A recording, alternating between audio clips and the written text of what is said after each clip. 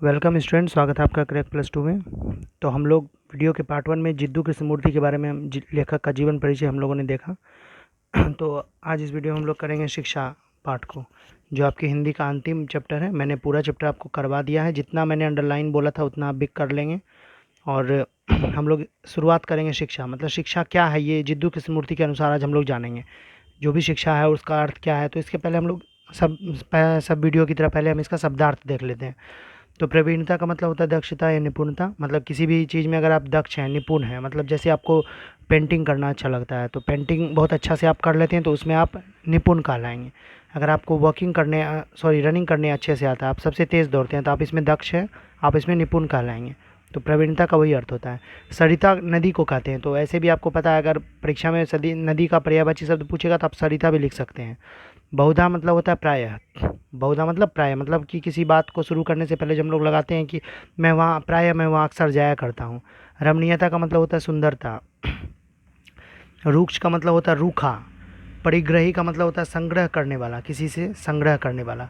अविच्छिन्न मतलब होता है जुड़ा हुआ या लगा हुआ। और उच्छेदन मतलब होता है जड़ से उखाड़ना। ये 8 वर्ड आप याद रखेंगे। और हम लोग अब देखते हैं शिक्षा को, शुरू करते हैं शिक्षा पाठ को। यहाँ से है, इसके लेखक हैं जिद्दू कृष्णमूर्ति और उनका मैंने परिचय आपको दे दिया है। तो हम लोग यहाँ से देखते हैं। यदि आपने कभी अपने आप से ये पूछा हो कि शिक्षा का अर्थ क्या है, तो यह मेरे लिए सचमुच आश्चर्य की बात होगी। आप विद्यालय क्यों जाते हैं? आप विविध विषय क्यों पढ़ते हैं? क्यों आप परीक्षाएं उत्तीर्ण करते हैं और ऊंचा स्थान प्राप्त करने के लिए दूसरों के साथ स्पर्धा करते हैं? आखिर क्या अर्थ है इस तथाकथित शिक्षा का? यह सब कुछ है क्या? यह सचमुच अत्यधिक महत्वपूर्ण प्रश्न है, केवल विद्यार्थियों के लिए नहीं अपितु माता पिता के लिए, शिक्षक और समस्त व्यक्तियों के लिए जो इस वसुधा से प्रेम करते हैं। वसुधा धरती को बोला गया है, मतलब जो इस धरती से, इस मतलब कि इस दुनिया से प्रेम करते हैं, उन सबों से ये जिद्दू कृष्णमूर्ति एक क्वेश्चन पूछ रहे हैं कि शिक्षा है क्या। लेकिन अगर आप इसका अर्थ पूछ रहे हैं तो आश्चर्य तो मुझे होगा ही। आप खुद स्कूल जाते हैं, आप विषय पढ़ते हैं, स्पर्धा करते हैं, आप बड़ी बड़ी नौकरी के लिए पढ़ाई करते हैं, तो आप जानते नहीं कि अब शिक्षा का अर्थ क्या है। ये जिद्दू कृष्णमूर्ति को आश्चर्य लग रहा है कि शिक्षा का अर्थ हम लोग अगर जानना चाहें तो इनको आश्चर्य होगा। शिक्षित होने के लिए हम संघर्ष क्यों करते हैं? हम कुछ परीक्षाएं उत्तीर्ण कर लें, किसी उद्योग में लग जाएं, क्या शिक्षा का बस इतना ही कार्य है? अथवा शिक्षा का कार्य है कि वो हमें बचपन से ही जीवन की संपूर्ण प्रक्रिया समझने में सहायता करे? कुछ उद्योग करना और अपनी जीविका कमाना जरूरी है, लेकिन क्या यही सब कुछ है? क्या हम केवल इसलिए शिक्षा प्राप्त कर रहे हैं? निसंदेह केवल उद्योग या कोई व्यवसाय ही जीवन नहीं है। जीवन बड़ा अद्भुत है, यह असीम और अगाध है। मतलब जिद्दू कृष्णमूर्ति बता रहे हैं कि जीवन में सिर्फ जॉब ही कर लेना और शिक्षा का उद्देश्य नहीं है। शिक्षा का सही अर्थ तो ये बताएंगे इस पाठ में, लेकिन ये बोल रहे हैं कि आप लोग जो समझते हैं कि किसी तरह कुछ पढ़ लिख के जॉब कर ले तो वही शिक्षा का अर्थ हुआ, तो वो कोई शिक्षा का अर्थ नहीं हुआ। शिक्षा का अर्थ हुआ आपको पूरी तरीके से शिक्षित होना और समाज में ऊंच नीच छोटा बड़ा सबकी भावनाओं को मिटा के सबको एक समान समझना। तो अब आगे देखते हैं ये क्या बोल रहे हैं। निसंदेह केवल उद्योग या कोई व्यवसाय ही जीवन नहीं, जीवन बड़ा अद्भुत है, यह असीम और अगाध है, यह अनंत रहस्यों को लिए हुए है, यह एक विशाल साम्राज्य है जहाँ हम मानव कर्म करते हैं। और यदि हम अपने आप को केवल आजीविका के लिए तैयार करते हैं, आजीविका मतलब रोजी रोजगार के लिए, कमाने के लिए, जो हम लोग, जैसे कि आपके पिताजी कोई जो दुकान करते हैं और किसी के पिताजी किसान है तो वो आजीविका हुआ उनका। हम जीवन को का पूरा लक्ष्य ही खो देते हैं। कुछ परीक्षाएं उत्तीर्ण कर लेने और गणित, रसायन शास्त्र अथवा अन्य किसी विषय में प्रवीणता प्राप्त कर लेने की अपेक्षा जीवन को समझना कहीं ज़्यादा कठिन है। अगर आप मान लीजिए गणित विषय लेके उसमें उत्तीर्ण हो जाते हैं, मान लीजिए आप टॉप ही कर जाते हैं, या रसायन शास्त्र या जिसको कि केमिस्ट्री आप बोलते हैं उसमें, या किसी भी अन्य विषय में प्रवीणता, मतलब अभी आपको मैंने बताया था, आप उस चीज़ में आप अपना मतलब ये कह सकते हैं कि आप उसमें एकदम दक्ष हैं, आप उसमें पढ़ने में एकदम ब्रिलियंट हैं, आपके पास वो गुण है कि आप उस चीज़ को कर सकते हैं। तो आप में गुण है कि आप गणित को समझ सकते हैं, आप में गुण है कि आप रसायन शास्त्र में टॉपर हो गए हैं। तो ये सब बातें से, इन सब बातों से कहीं ज़्यादा कठिन है जीवन को समझना, ये कह रहे हैं जिद्दू कृष्णमूर्ति। यदि अतः हम चाहें शिक्षक हो या विद्यार्थी, हमें अपने आप से क्या यह पूछना आवश्यक नहीं है कि हम क्यों शिक्षित कर रहे हैं अथवा शिक्षित हो रहे हैं। अगर आप शिक्षक हैं तो आप यह पूछना आपसे आवश्यक है कि आप शिक्षा दे क्यों रहे हैं, और अगर आप विद्यार्थी हैं तो आपको ये जानना बहुत ज़रूरी है कि आप शिक्षित क्यों हो रहे हैं। जीवन कितना विलक्षण है। विलक्षण मतलब होता है जो मुश्किल से मिले। ये पक्षी, ये फूल, ये वैभवशाली वृक्ष, ये आसमान, ये सितारे, ये सरिताएँ, सरिता मतलब मैंने आपको बताया था नदी, ये मत्स्य मतलब मछली, ये सब हमारा जीवन है। जीवन दीन है, जीवन अमीर भी। जीवन समुदायों, जातियों और देशों का पारस्परिक सतत संघर्ष है। जीवन ध्यान है, जीवन धर्म भी। जीवन गूढ़ है, गूढ़ मतलब एक छिपा हुआ जो कि जिसको कि समझ पाना बहुत कठिन है।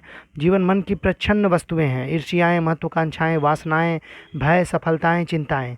केवल इतना ही नहीं अपितु इससे कहीं ज़्यादा जीवन है। लेकिन बहुधा हम अपने आप को जीवन के केवल एक छोटे से कोने को समझने के लिए ही तैयार करते हैं।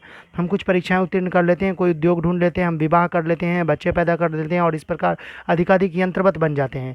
मतलब जितनी भी जन्म से लेके मरने तक की जितनी भी काम है वो हम कर लेते हैं, लेकिन अंततः ये नहीं समझ पाते हैं कि जीवन है क्या। हम सदैव जीवन से भयाकुल, चिंतित और भयभीत बने रहते हैं। अतएव शिक्षा का कार्य है कि वह संपूर्ण जीवन की प्रक्रिया को समझने में हमारी सहायता करे, न कि हमें केवल कुछ व्यवसाय या ऊंची नौकरी के योग्य बनाए।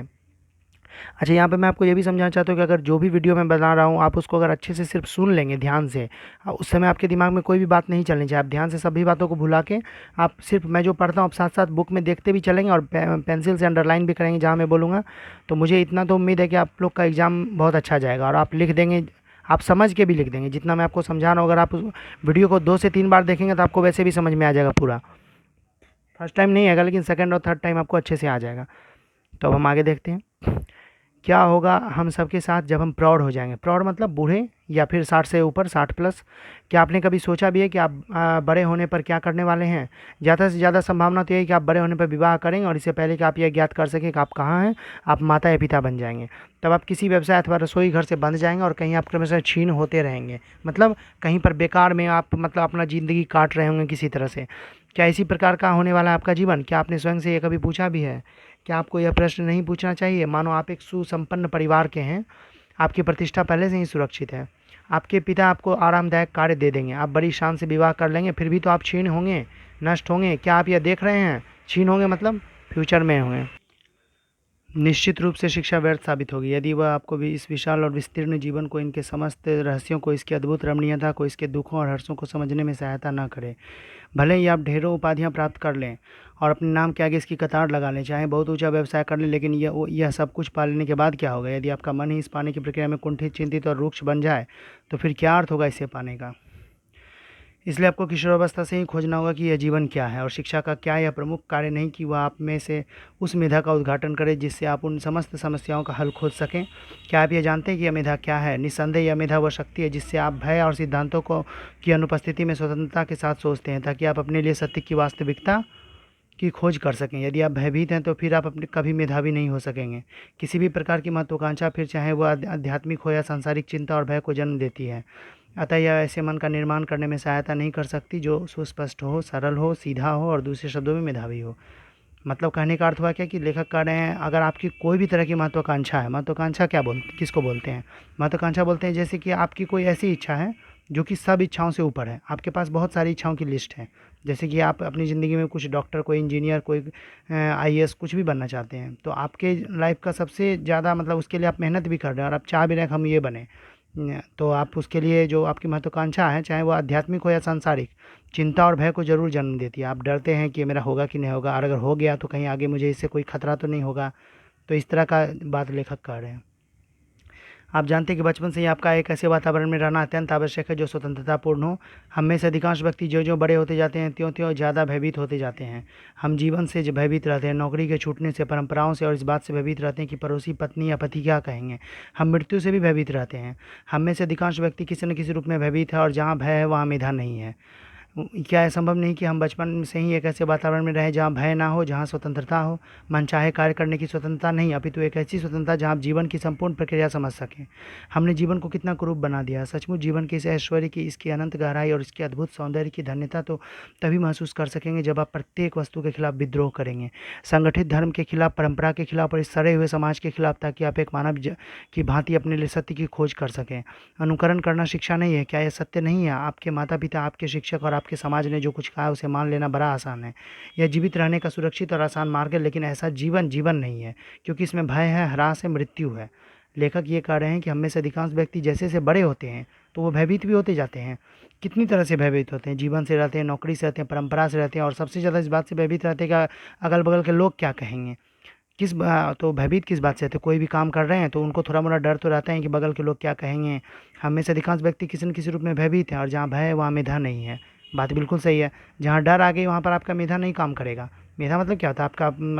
आपका मतलब कहते हैं आपका ऊंचा स्थान, आपको कुछ प्राप्त कर लेना, या आप में कुछ रुचि होना जिससे कि लोग आपका गुणगान करें, वो नहीं होगा अगर आप डर जाएंगे तो क्या है संभव नहीं कि हम बचपन में ही एक ऐसा वातावरण में जहाँ स्वतंत्रता हो, जहाँ आज़ादी हो। लेखक किसी बात के बारे में बोल रहे हैं। आगे देखते हैं। जिंदगी का अर्थ अपने लिए सत्य की खोज और यह तभी संभव है जो स्वतंत्रता हो, जब आपके अंतर में सतत क्रांति की ज्वाला प्रकाशमान हो। यहाँ से आपको अंडरलाइन करना है, जिंदगी से लेके प्रकाशमान तक। ये लाइन व्याख्या में पूछ सकता है, अगर आप कर सकते हैं तो करिए अंडरलाइन, अगर आप छोड़ देंगे तो बाद में एग्जाम में हो सकता है पूछ दे, तो फिर आप सोचिएगा कि कहाँ से लाइन लिया गया है। परंतु आपको इसके लिए कोई प्रोत्साहित ही नहीं करता, कोई भी आपको यह नहीं कहता कि आप प्रश्न करें, स्वयं खोज कर देखें कि परमात्मा क्या है। क्योंकि यदि आप इस प्रकार विद्रोह करेंगे तो आप समाज के लिए खतरा बन जाएंगे। आपके माता पिता और आपका समाज चाहता है कि आप सुरक्षित रहें, और आप स्वयं भी यही चाहते हैं। साधारणतः सुरक्षा में जीने का अर्थ है अनुकरण में जीना। अनुकरण मतलब किसी का देखा देखी करना या किसी की अच्छी बातों से कुछ सीखना, अर्थात भय में जीना। सचमुच शिक्षा का यह कार्य है कि वह हम में से प्रत्येक को स्वतंत्रतापूर्ण वातावरण के निर्माण के लिए प्रेरित करे। क्या आप ये जानते हैं कि इसका क्या अर्थ है? यह निर्भयतापूर्ण वातावरण निर्माण करने का कार्य बड़ा ही कठिन है, लेकिन हमें यह करना ही होगा, क्योंकि हम देखते हैं कि पूरा का पूरा विश्व ही अंतहीन युद्धों में जकड़ा हुआ है, और इसके मार्गदर्शक बने हैं वे राजनीतिक जो सतत शक्ति की खोज में लगे हैं। यह दुनिया वकीलों, सिपाहियों और सैनिकों की दुनिया है। यह उन महत्वाकांक्षी स्त्री पुरुषों की दुनिया है जो प्रतिष्ठा के पीछे दौड़े जा रहे हैं और इसे पाने के लिए एक दूसरे के साथ संघर्ष रहता है। प्रतिष्ठा क्या हुआ? प्रतिष्ठा हुआ आपका समाज में एक यूनिक बनना, मतलब कि आप ऐसे हैं जैसा कोई नहीं है या कुछ ही लोग हैं। दूसरी ओर अपने अपने अनुयायियों के साथ सन्यासी और धर्मगुरु हैं जो इस दुनिया में या दूसरी दुनिया में शक्ति और प्रतिष्ठा की चाह कर रहे हैं। यह विश्व ही पूरा पागल है, पूर्णतया भ्रांत। यहाँ एक और साम्यवादी पूंजीपति से लड़ रहा है और दूसरी ओर समाजवादी, दोनों का प्रतिरोध कर रहा है। पूंजीपति क्या हुआ? जिसके पास रुपयों पैसों की कमी नहीं हो। यहाँ प्रत्येक मनुष्य किसी न किसी के विरोध में खड़ा है और किसी सुरक्षित स्थान पर पहुँचने के लिए प्रतिष्ठा, सम्मान, शक्ति व आराम के लिए संघर्ष कर रहा है। ये संपूर्ण विश्व ही परस्पर विरोधी विश्वासों, विभिन्न वर्गों, जातियों, पृथक पृथक विरोधी राष्ट्रीयताओं और हर प्रकार की मूढ़ता और क्रूरता में छिन्न भिन्न होता जा रहा है। और यह वही दुनिया है जिसमें रह सकने के लिए आप शिक्षित किए जा रहे हैं। आपको इस अभागे समाज के ढांचे के अनुकूल बनने के लिए उत्साहित किया जा रहा है। आपके माता पिता आपसे यही चाहते हैं और आप स्वयं भी इसी में रहना चाहते हैं। मतलब हुआ कहने का क्या है कि अगर हमको ये देखना होगा कि पूरा का पूरा विश्व इस युद्ध, इस अंतहीन युद्ध में, अंतहीन मतलब जिसका अंत नहीं हो, आगे प्रतिष्ठा पाना, शौर्य पाना, लेकिन ये नहीं देख रहा है कि हमारे शिक्षा का सही अर्थ क्या है। सिर्फ समाज में बड़े बन गए, समाज में यूनिक बन गए, समाज में ऐसे बन गए जैसा बहुत ही लोग हैं, समाज में सबसे ज़्यादा शिक्षित हो गए, उससे भी कुछ नहीं होने वाला। जीवन का जब तक सही अर्थ समझ में नहीं आएगा तब तक कुछ नहीं होने वाला है। यह विश्व ही पूरा पागल है, पूर्णतया भ्रांत है। लेखक ऐसा कह रहे हैं। मतलब प्रत्येक मनुष्य किसी न किसी के विरोध में खड़ा है, जो किसी सुरक्षित स्थान पर पहुंचने के लिए प्रतिष्ठा, सम्मान, शक्ति व आराम के लिए संघर्ष कर रहा है। आगे देखते हैं। तब शिक्षा का कार्य क्या है? क्या वह इस सड़े हुए समाज के ढांचे के अनुकूल बनने में आपको सहायता करे या आपको स्वतंत्रता दे, पूर्ण स्वतंत्रता, कि आप एक भिन्न समाज का, एक नूतन विश्व का निर्माण कर सकें? हमें ऐसी ही स्वतंत्रता की आवश्यकता है, सुदूर भविष्य में नहीं, अपितु इसी क्षण, अन्यथा हम सभी नष्ट हो जाएंगे। हमें अविलंब एक स्वतंत्रतापूर्ण वातावरण तैयार करना होगा ताकि आप उसमें रहकर अपने लिए सत्य की खोज कर सकें। आप मेधावी बन सकें ताकि आप अपने अंदर सतत एक गहरी मनोवैज्ञानिक विद्रोह की अवस्था में रह सकें, क्योंकि सत्य की खोज तो केवल वे ही कर सकते हैं, सत्य की खोज तो केवल वे ही कर सकते हैं जो इस सतत इस विद्रोह की अवस्था में रहते हैं। वे नहीं जो परंपराओं को स्वीकार करते हैं और उनका अनुकरण करते हैं। आप सत्य, परमात्मा अथवा प्रेम को तभी उपलब्ध हो सकते हैं जब आप अविच्छिन्न खोज करते हैं, सतत निरीक्षण करते हैं और निरंतर सीखते हैं। लेकिन आप भयभीत हैं, तब आप ना तो खोज कर सकते हैं, ना निरीक्षण कर सकते हैं, ना सीख सकते हैं और न गहराई से जागरूक ही रह सकते हैं। अतः निर्विवाद रूप से शिक्षा का यह कार्य है कि वह इस आंतरिक और बाह्य भय का उच्छेदन करे। यह भय जो मानव के विचारों को, उसके संबंधों और उसके प्रेम को नष्ट कर देता है। यह पूछा जाता है कि यदि सभी व्यक्ति क्रांति करेंगे तो क्या विश्व में अराजकता नहीं फैल जाएगी? अराजकता मतलब क्या होता है? विश्व में मतलब गरीबी या फिर क्रांति की वजह से सारा चीज़ नष्ट हो जाना, विश्व में भुखमरी, इस तरह का चीज़ नहीं फैल जाएगा। लेकिन क्या हमारा वर्तमान समाज इतना सुव्यवस्थित है कि प्रत्येक व्यक्ति द्वारा की गई क्रांति से अव्यवस्थित हो जाएगा? क्या कभी अराजकता नहीं है? क्या प्रत्येक वस्तु सुंदर है, पवित्र है? क्या प्रत्येक व्यक्ति आनंद से, समृद्धि से, पूर्णता से जी रहा है? क्या व्यक्ति व्यक्ति में विरोध नहीं? क्या चारों ओर महत्वाकांक्षा, प्रतिस्पर्धा नहीं? आता हमें सर्वप्रथम यह समझ लेना है कि विश्व में पहले से ही अराजकता आया है। आप कहीं से सुव्यवस्थित ना समझ बैठे। मतलब ये कहना है कि विश्व पहले से ही भुखमरी और बेरोजगारी से परेशान है, इसको आप सुव्यवस्थित नहीं समझें। कहीं कुछ शब्दों से आप स्वयं को मोहित कर न लें। चाहे भारत हो, चाहे यूरोप, चाहे अमेरिका, कोई भी देश हो, संपूर्ण विश्व ही नाश की ओर अग्रसर हो रहा है। यदि आप सचमुच इसका क्षय देखते हैं, क्षय मतलब क्या होता है? ह्रास, मतलब उसका मतलब निचले स्तर पे जाना आपके लिए एक चुनौती है कि आप इस ज्वलंत समस्या का हल खोजें। आप इस चुनौती का उत्तर किस प्रकार देते हैं, यह बड़ा महत्वपूर्ण प्रश्न है, क्या नहीं है। यदि आप इसका उत्तर एक हिंदू अथवा एक बौद्ध या एक ईसाई या एक साम्यवादी की भांति देते हैं, तब आपका यह प्रत्युत्तर ही नहीं होगा। आप इसका प्रत्युत्तर पूर्णता से भी तो दे सकते हैं। जब आप अभय हों, अभय मतलब जब आप डरे हुए नहीं हो, और प्रत्युत्तर का मतलब क्या होता है, उत्तर के अपेक्ष में उत्तर। आप एक हिंदू या एक साम्यवादी, एक पूंजीपति की भांति न सोचें, अपितु एक समग्र मानव की भांति इस समस्या का हल खोजने का प्रयत्न करें। आप इस समस्या का तब तक हल नहीं कर सकते जब तक कि आप स्वयं संपूर्ण समाज के खिलाफ क्रांति नहीं करते, इस महत्वाकांक्षा के खिलाफ विद्रोह नहीं करते जिस पर संपूर्ण मानव समाज आधारित है। जब आप स्वयं महत्वाकांक्षी नहीं हैं, परिग्रही नहीं है एवं अपनी सुरक्षा से चिपके हुए नहीं है, तभी इस चुनौती का प्रत्युत्तर दे सकेंगे। तभी आप नूतन विश्व का निर्माण कर सकेंगे। क्रांति करना, सीखना और प्रेम करना, ये तीनों पृथक पृथक प्रक्रियाएं नहीं हैं। मतलब क्रांति करने का क्या मतलब हुआ, जैसे किसी चीज़ के विरोध में आप नारा लगा रहे हैं, किसी चीज़ कोई नियम है आपको पसंद नहीं है, या देश में भूखमरी है, या देश की कोई भी समस्या वो सुधार नहीं हो रही है सरकार के द्वारा, तो आप उसके खिलाफ नारेबाजी कर रहे हैं, सड़कों पे उतर गए, वो हुआ क्रांति। और किसी चीज़ से सीखना तो आप समझ ही रहे हैं, और प्रेम करना भी आप समझते हैं, ये तीनों पृथक पृथक प्रक्रिया नहीं है। जब आप वास्तव में सीख रहे होते हैं तब पूरा जीवन ही सीखते हैं, तब आपके लिए कोई गुरु ही नहीं रह जाता, तब प्रत्येक वस्तु आपको सिखाता है। एक सूखी पत्ती, एक उड़ती हुई चिड़िया, एक खुशबू, एक आंसू, एक धनी वे गरीब जो चिल्ला रहे हैं, एक महिला की मुस्कुराहट, किसी का अहंकार, मतलब हर एक चीज़ से आप सीख सकते हैं। यहाँ तो लेखक ने वर्णन कुछ ही चीज़ का किया है, लेकिन आप एक हर एक चीज़ से सीख सकते हैं जो आपके दिमाग में आ रहा है। आप प्रत्येक वस्तु से सीखते हैं, तो कोई मार्गदर्शक नहीं, कोई दार्शनिक नहीं, कोई गुरु नहीं, तब आपका जीवन स्वयं आपका गुरु है और आप सतत सीखते रहते हैं। मतलब लेखक ने जीवन का बड़ाई क्यों किया है जीवन के बारे में। लेखक ये कहना चाह रहे हैं कि आपको सिखाने के लिए कोई गुरु की आवश्यकता नहीं, आप अपने जीवन को देख के ही सीख सकते हैं, जीवन से, कि जीवन को किस तरह सफल बनाना है, जीवन में कितना समस्या होता है, जीवन में कितनी कठिनाइयाँ होती है। जैसे कि आप सुबह सुबह उठे, आप देख रहे हैं कि आपका तो आप मेहनत करने से डरते हैं, आप अपने ऑफिस तक या फिर आप कहीं भी स्कूल तक भी जाते हैं तो आप सोचते हैं एक रिक्शा ले लें, या कॉलेज तक जाते तो आप सोचते हैं एक बाइक ले लें, लेकिन आप उसी समय देखेंगे कि उसी धूप में एक मेहनत करता हुआ ठेला खींचने वाला या फिर रिक्शा चलने वाला कितना मेहनत से उसी धूप में पसीना पोंछता हुआ अपना मेहनत कर रहा है, बस 2 वक्त की रोटी के लिए। तो उसको देख के भी आप सीख सकते हैं। यहाँ पर लेखक ने जितना चीज़ का वर्णन किया, जैसे चिड़िया, पत्ता और फिर खुशबू, उसी को नहीं बल्कि हर व्यक्ति से भी आप सीख सकते हैं। आप जिस विषय का अध्ययन कर रहे हैं उसमें आपकी दिलचस्पी नहीं आता, आपके शिक्षक आपको ध्यान देने के लिए मजबूर करते हैं, लेकिन ध्यान का यह अर्थ कदापि नहीं है। ध्यान का आगमन तो अपने आप होता है। मतलब जब आप किसी वस्तु में गहरी दिलचस्पी करते हैं, तब आप उसके संबंध में प्रेम तब आप उसके संबंध में प्रेम से खोजते हैं, ताकि उसे आप पूर्णतः समझ सकें। उस समय आपका संपूर्ण मन, आपकी समग्र सत्ता उसी में रहती है। ठीक उसी भांति जिस क्षण आप गहराई से ये महसूस कर लेते हैं कि यदि हम महत्वाकांक्षी नहीं होंगे तो हमारा ह्रास ना होगा, अत्यंत महत्वपूर्ण है। महत्वाकांक्षा अच्छी है या बुरी, यह ना पूछते हुए सर्वप्रथम यह ज्ञात करें कि क्या महत्वाकांक्षी व्यक्ति अपना ही नाश नहीं कर रहा है। आप अपने आसपास देखें और उन व्यक्तियों का निरीक्षण करें जो महत्वाकांक्षी है।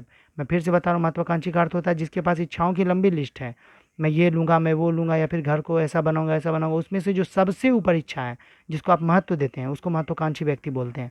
तब आप केवल अपने ही संबंध में सोचते हैं, क्या नहीं सोचते, तब आप क्रूर बन जाते हैं और अन्य व्यक्तियों को एक और ढकेल देते हैं, क्योंकि आपको अपनी महत्वाकांक्षा जो पूरी करनी है, आपको बड़ा व्यक्ति जो बनना है। ऐसा कर आप समाज में असफल और सफल व्यक्तियों के बीच में संघर्ष पैदा कर रहे हैं। इस प्रकार आप में और उन व्यक्तियों में जो आपकी भांति महत्वाकांक्षी, निरंतर युद्ध चलता रहता है। क्या इस संघर्ष में जीवन सृजनशील बन सकता है? क्या आप मेरी बात समझ रहे हैं, अथवा यह समझना आपके लिए बहुत कठिन है? क्या आप उस समय महत्वाकांक्षी रहते हैं जब आप सहज प्रेम से कोई कार्य सिर्फ कार्य के लिए करते हैं, जब आप कोई कार्य अपनी समग्रता से करते हैं, इसलिए नहीं कि उससे आप कहीं पहुंचना चाहते हैं, कोई लाभ उठाना चाहते हैं, अथवा कोई ऊंचा परिणाम प्राप्त करना चाहते हैं, परंतु इसलिए कि उसके करने में आप प्रेम अनुभव करते हैं। अतः महत्वाकांक्षा नहीं है क्या? तब वहाँ कोई प्रतिस्पर्धा नहीं होती है, तब आप प्रथम स्थान पाने के लिए संघर्ष नहीं करते हैं। अतः यह क्या शिक्षा का यह कार्य नहीं कि वो आपको यह खोजने में सहायता करे कि आप सचमुच कौन सा कार्य प्रेम से करना पसंद करते हैं, ताकि आप प्रारंभ से अंत तक वही कार्य करें जिसे आप बहुत अच्छा समझते हैं और जो आपके लिए गंभीर अर्थ लिए हुए हो। अन्यथा आप अंत तक अपने आप को अभागा समझते रहेंगे। सचमुच कौन सा कार्य आप प्रेम से करना चाहते हैं, यह नहीं समझकर यदि आप कोई कार्य महज आदतन किए जाते हैं, तो उस कार्य से आपको केवल ऊब, ह्रास और मृत्यु प्राप्त होती है। अतः आपको बचपन से ही यह जान लेना अत्यंत आवश्यक है, आप कौन सा कार्य सचमुच प्रेम से करना चाहते हैं। नूतन समाज के निर्माण के लिए यही एकमात्र मार्ग है। मतलब लेखक कह रहे हैं कि आप तो किसी के द्वारा कह देता है कि यही काम आप करिए, तो आप वही काम करना चाहते हैं। जीवन में कभी भी अच्छे से बैठ के थोड़ा देर आप अपने आप से पूछिए कि आप क्या करना चाहते हैं, आपको किस चीज़ में रुचि है, आपको किस चीज़ से मतलब ये होता है कि आपको किस चीज़ से सबसे ज़्यादा प्रेम है। लेखक यही यहाँ पे समझा रहे हैं, कौन सा कार्य प्रेम से करना पसंद करते हैं, तो आप वही कार्य करिए जो आपको अच्छा लगे, किसी के बोलने से आप नहीं करिए। लेखक ये कहना चाहते हैं। जब हम अपनी पूरी शक्ति से एक नूतन विश्व के, नूतन मतलब क्या होता है, नवीन, नया, विश्व के निर्माण करने की आवश्यकता महसूस करते हैं, तब जब हम में से प्रत्येक व्यक्ति पूर्णतः मानसिक और आध्यात्मिक क्रांति में होता है, तब हम अवश्य अपना हृदय, अपना मन और अपना समस्त जीवन इस प्रकार के विद्यालयों के निर्माण में लगा देते हैं, जहाँ न तो भय हो और ना तो उससे लगा फंसाव हो। बहुत थोड़े व्यक्ति वास्तव में क्रांति के जनक होते हैं। वे खोजते हैं कि सत्य क्या है और उस सत्य के अनुसार आचरण करते हैं। परंतु सत्य की खोज के लिए परंपराओं से मुक्ति तो आवश्यक है, जिसका अर्थ है समस्त भयों से मुक्ति। मतलब लेखक ने ये बहुत अच्छा शिक्षा में लिखा, जो भी लिखा है आप समझ सकते हैं कि आपको लेखक ने एक तरह से अभी तक जो आपने अपना जितना भी उम्र के आप हैं, तो अभी तक जिस तरह से आप जीवन को देखते थे, अगर आप लेखक के द्वारा कही हुई एक एक बात को अगर आप समझ गए हैं, तो आप अब जो आप अपने जीवन को देखेंगे तो वो एक देखने का एक अलग नज़रिया होगा। मतलब आप जो भी काम करेंगे, आप उसमें ये सोच के करेंगे क्या ये मेरे लिए इम्पोर्टेंट है, क्या ये मेरे लक्ष्य को प्राप्त करने में मेरा हेल्प करेगा। अगर आपको लग रहा है कि ये नहीं करेगा, तो आप उस काम को तुरंत छोड़ दीजिए। आप कभी दोस्तों के साथ घूमने जाते हैं, कहीं बाहर जाते हैं, लेकिन आपको पढ़ाई करना है अभी फ़िलहाल, तो आप वो नहीं देख रहे हैं कि मेरा मतलब कि काम कौन सा इम्पोर्टेंट है। आप वो सब काम छोड़ के घूमने चले जाते हैं उस काम को टाल के। लेकिन आपके जीवन को आगे बढ़ाने में, जीवन की वृद्धि में वही आवश्यक है। पढ़ाई करना है आपको, पढ़ाई करना तभी तो आप कुछ बन सकेंगे। तो लेखक कह रहे हैं उसको भी महत्व देना है, और सिर्फ इसी बात को महत्व नहीं देना है कि आप क्या बनेंगे, जीवन के सही अर्थ को भी समझना है। तो यहाँ पे इसका अभ्यास है, इसका प्रश्न उत्तर है, तो इसको हम PDF करके आपको दे देंगे। और आपको अब यहाँ से हिंदी का पूरा चैप्टर ख़त्म हो गया। अब हम लोग स्टार्ट करेंगे कविता का भाग, जो कि 13 चैप्टर है, जिसमें हम लोग एक दिन में 2-2 चैप्टर करके करेंगे और हिंदी को जल्दी से जल्दी ख़त्म करेंगे। तो हिंदी में ज़्यादा टाइम नहीं देना है, क्योंकि और भी विषय इंपॉर्टेंट है, फिजिक्स केमिस्ट्री सब भी हिंदी में 1 से 2 मंथ भी काफ़ी है। तो आपको वीडियो अच्छी लगी तो वीडियो को लाइक करेंगे। अब हमारा इसके बाद वाला जो वीडियो आएगा वो समझिए 9 चैप्टर के बाद जो 10, 11, 12 और 13 चैप्टर है, जिसमें इसमें जो भी क्वेश्चन आपको पूछे गए हैं क्वेश्चन बैंक में, उन सभी का हम लोग डिटेल में वर्णन करेंगे और उसको देखेंगे कि क्या क्वेश्चन कहाँ से पूछा गया है। जितना मैंने आपको अंडरलाइन कराया क्या उससे भी पूछा गया है पहले, तो आपको दोनों बात को ध्यान में रखना है। तो वीडियो अच्छी लगी तो वीडियो को लाइक करेंगे। पूरा देखने के लिए थैंक यू।